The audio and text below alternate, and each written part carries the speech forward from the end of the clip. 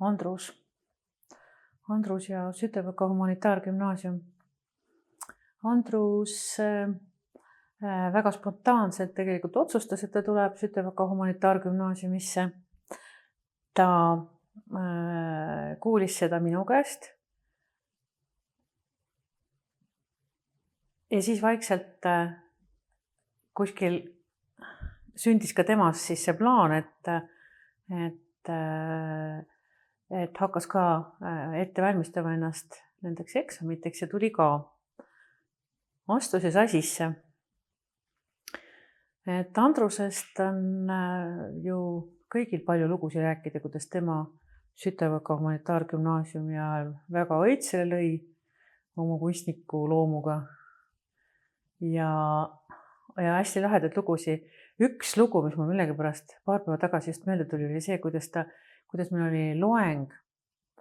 Meil loeks võis olla Joosep Tammo loeng, kus ta tihtipeale, kuna ta öösiti ja õhtuti tegeles väga raske tööga, tal oli palju tegemist linna peal.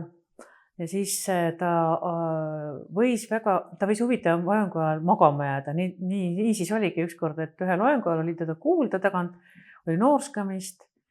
Joosep Tammo ütles, et see on väga hea inimene, järelikult on süvenenud, uinub, kuulab meid.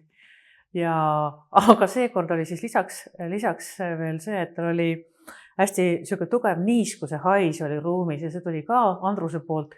Ta oli eelmine õhtu käinud ühel oma tütarlastest, kellega ta oli tutvunud, üle jää läinud talle külla ja vajus sisse. Tegelikult on lugu selline, et see oleks võinud ka väga kurvalt lõppeda, aga Andruse puhul tähendas see seda, et ta kukkus vette, ujus kaldale, käis tütarlapsel külas ära ja järgmine päev tuli oma täiesti niiske mantliga siis kooli. Ja siis ta puhkas ja koolis ta käis siis puhkamas. Tema oli muidugi aktiivne, tal olid juba näitused, talle meeldis tollel ajal veel luuletusi kirjutada, et kindlasti on mälestus sellest, kuidas me istusime.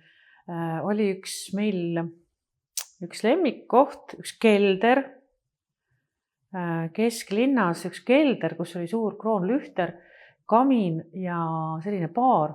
Me käisime seal istumas ja oli siis üks selline väga romantiline istumine, kus Andrus siis esitas oma luulet, kes nuttis,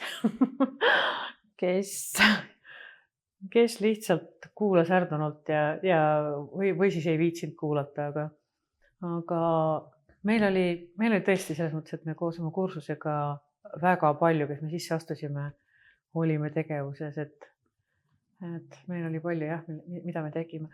Aga Andrus jäi ju mitmeks aastaks Sütevõka humanitaargümnaasiumisse, nii et tema nimi ja Sütevõka humanitaargümnaasium olid ikka väga tugevas sõpruses pikka aega. Ja loomulikult sealt algaski tema kunstniku tee, sest sealt algasid tema esimesed näitused, sealt ta sai selle jõu ja viha,